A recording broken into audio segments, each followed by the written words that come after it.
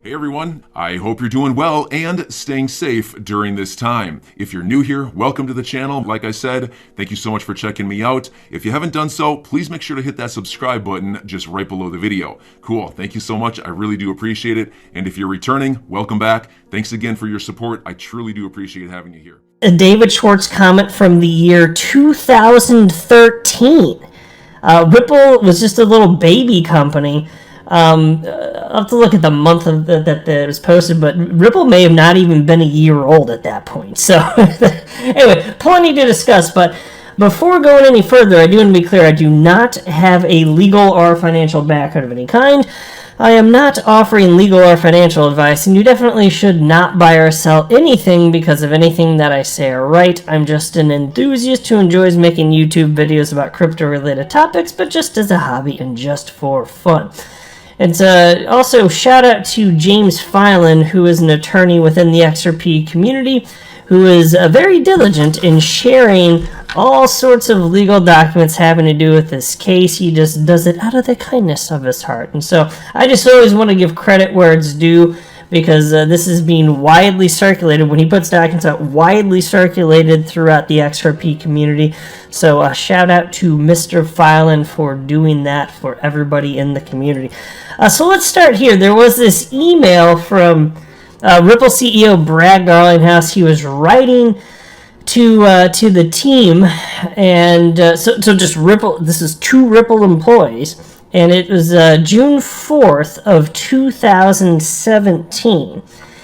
And so here's the portion that attorney Jeremy Hogan found to be most relevant. It's right here, so I'll just read it for you. It's right where I'm waving the mouse on the screen here.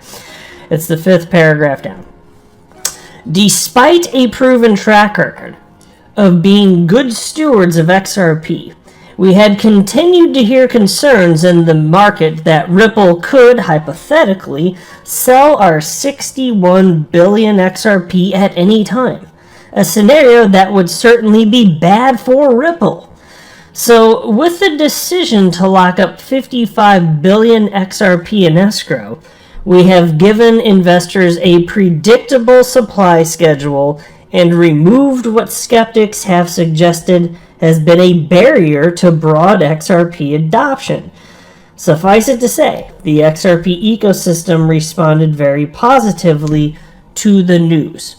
So, look here. And look, and again, all of what's being discussed here, this is what the SEC believes is evidence that proves that Ripple has sold XRP as a security. So that's what's at the heart of the matter. They believe that the content in all the emails that I'm sharing with you in this video, it's evidence that XRP was sold by Ripple as an unregistered security. And so, look, Brad's email here, it used the word investors, which is bad, apparently, but here's the thing. Like, he used that term as a layperson.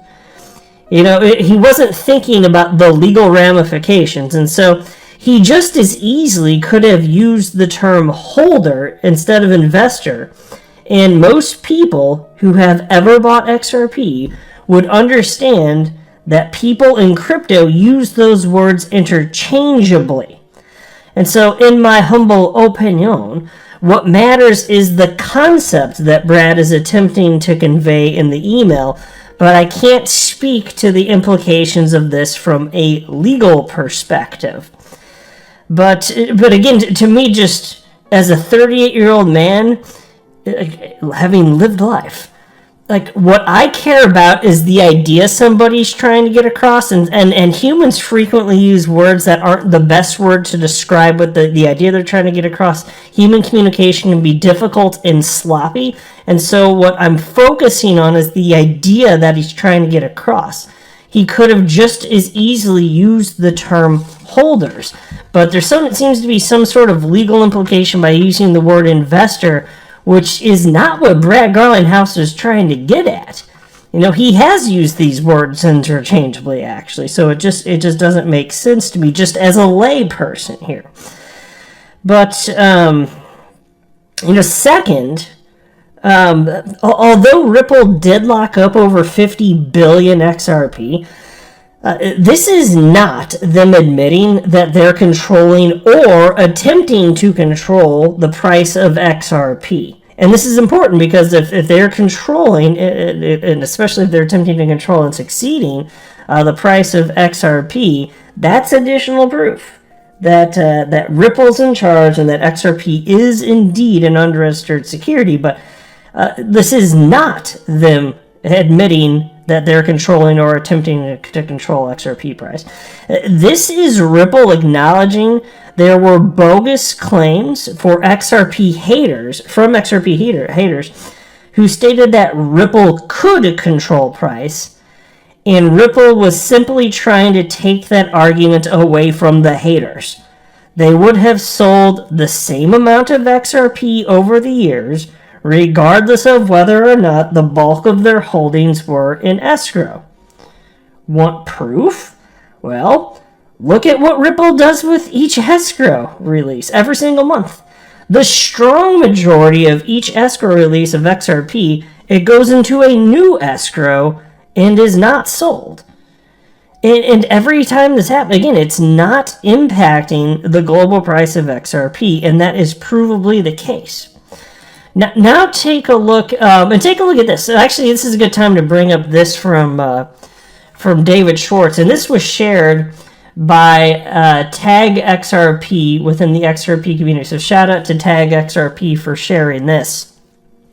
And so this is from May 12th, 2013. So Ripple had been around for all of like 9 or 10 months at this point. And by the way, they were called OpenCoin back then, which is a name that David Schwartz references here. And so this is from May 12th of 2013. In fact, XRP hadn't even been in existence for a year. It was XRP itself was created in June of 2012, if I'm not mistaken, beginning portion of June. But anyway, here's what David Schwartz had to say, and this is relevant too. I don't think that the SEC would like this, but this was stated publicly also. I think we've been pretty clear that we are not that we are not making any promises to manage XRP as a currency with any particular target value. The XRP that OpenCoin holds will be given away as OpenCoin thinks is appropriate to drive adoption, or sold as OpenCoin thinks is appropriate for its financial needs and interests. We absolutely make no promises or representations about the value of XRP to the world in general. Now notice that the SEC didn't include that in their evidence, did they? Because all it does is shoot their narrative in the foot that Ripple's attempting to control the price of XRP and that they actually think that they can. That it's not useful for them. So how about that? Is that a surprise?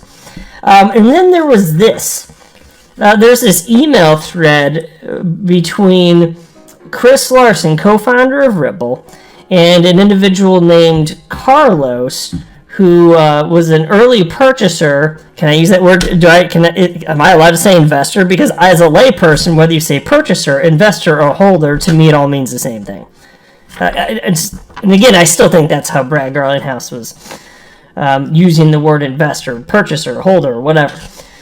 But anyway, so there's the purchaser, Carlos, who spent, I think he said 30,000 euros purchasing XRP back in 2014. And so he had held XRP for a few years at that point.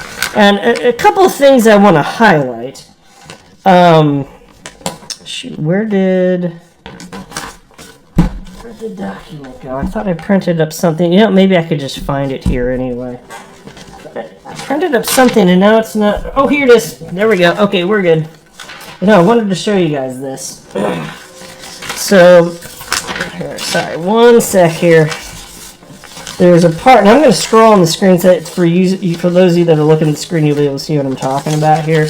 Let me go to the tail end. So there are a few things that I wanted to highlight.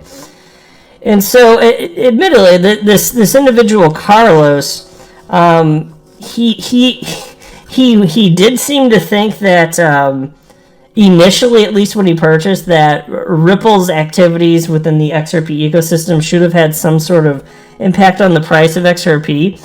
But then he's begrudging the fact that all of the developments basically weren't having an impact on the price of XRP.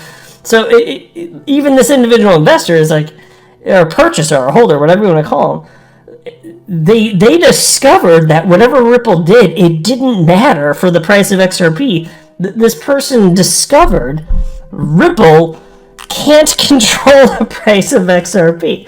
And so there are a couple of things here. It was down here.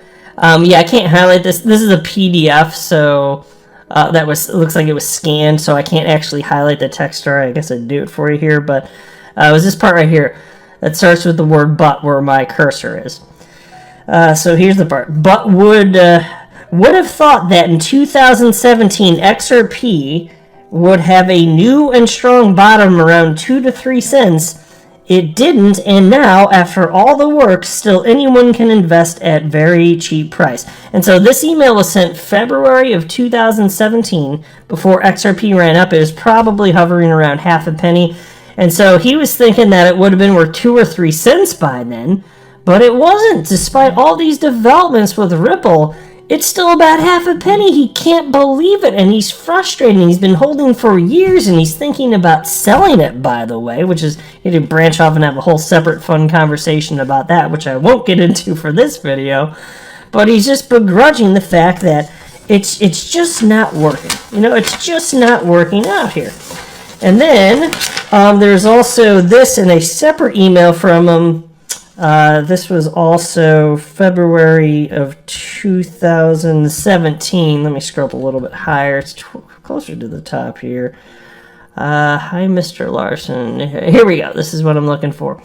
Look, you can look right where my cursor is, right here, for those of you looking at the screen. Carlos wrote the following. This is February 18th, 2017. I know that it's a free market and you guys don't control the price, and if someone wants to sell, there is nothing you can do about it. Well, how about that? I'm just saying, folks.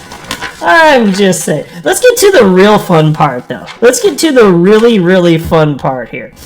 Let's get to what Chris Larson had to say, and this is the part that Attorney Jeremy Hogan thought was perhaps the most damning and the most beneficial for the SEC, and I want to talk about this.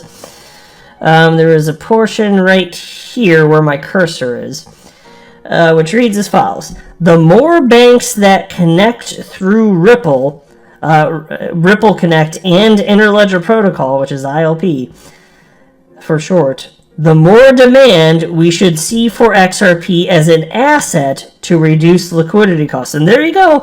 That sounds damning, doesn't it? You know, a co-founder of Ripple saying that they want to increase demand for XRP? Well, of course, that doesn't mean that he's talking specifically about price. There's nothing in there specifically about price to this investor, Carlos. Let me share with you a few things here. Look. Again, this is the SEC thinking that this is evidence that Ripple is seeking to control price, and that they actually control price.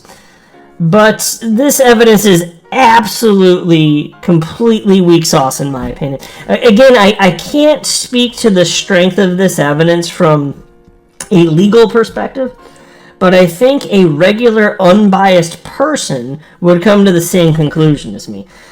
The truth is that in a mature market, all developers building on top of any blockchain will have an impact on that ecosystem, for better or worse, and to varying degrees. As a result, this can positively or negatively impact the price of the cryptocurrency attached to a blockchain over time. Yes, even in a decentralized ecosystem. All participants and developers impact the open market price of a cryptocurrency to some degree. And by the way, sometimes it's to such a small degree, and other factors matter more, It could be such a small degree that you can't even really measure it, but every participant matters. If I sell 5 XRP, that has an impact. You just can't measure it because it's so incredibly tiny. But what I'm saying is everything, every transaction builds up into something that results in the open market price. It all matters in that sense. But, and so anyway, all participants and developers, they impact the open market price of cryptocurrency to some degree, but, or at least that's what would happen in a mature market, but crypto is not a mature market. It's basically an infant, right? Crypto is basically an infant at this point. It's such early days, even in 2022. Now, as a result, it's provably the case that XRP's price moves are not in tandem with Ripple developments. It's provably the case, but instead with the rest of the crypto market. And so even if Chris thought he could control the price of XRP along with the rest of the staff at Team Ripple, the data shows that they could not do so. That was not their goal, but if it was, then they failed. And consider this, because again, in this email that I'm highlighting, again, it states, the more demand we should see, let me just read that. Here we go. The more banks that connect through Ripple Connect and Interledger Protocol, the more demand we should see for XRP as an asset to reduce liquidity costs. Let me bring up a very important point here. Ripple has publicly been saying their goal is to increase demand for XRP as a bridge currency via on-demand liquidity for financial institutions for the better part of a decade. They've been publicly saying that. This is not some sort of secret. You don't need to bust out the email from Carlos to hear Brad Garlinghouse publicly state that they're driving demand for their on-demand liquidity product, which utilizes XRP as a bridge currency, and none of that has anything to do specifically with the promise or expectation of XRP price action. They're talking about demand in terms of usage of XRP, not in terms of price for XRP. This evidence is not strong. I don't blame them, and frankly, to be honest, I'm being fair here. I don't blame them for bringing this up. It's relevant. That in that sense, I can see why they'd argue it, but I can rip it to shreds without being a lawyer. This doesn't make logical sense. Okay. So this is one of the least outrageous things I've seen from the SEC, but it's still stupid. It's a really piss poor argument. But I've just seen such atrocious things from the SEC, things that really make your blood boil over the last a little over 12 months. And this isn't doing that to me. I just think it's just poor evidence. This is not a secret. Like Ripple, you could go to their website and find of course they're trying to drive demand for their product. Their product is on-demand liquidity utilizing XRP. I'm your guy. I will keep you posted. I'm your advocate. I'll be back on a daily basis, usually multiple times per day, with these videos to keep you updated with everything going on. So I hope you enjoyed the video. If you haven't done so, make sure to hit that subscribe button. Feel free to share any of my videos with your friends, family, social media, or anybody who may care to listen. Thanks so much for your continued support. I'm always here for you. I want to help you through this time. So thank you so much for continuing to choose me. Enjoy your day, stay safe, and I'll catch you again probably in a couple hours. Thanks, everybody. See you later.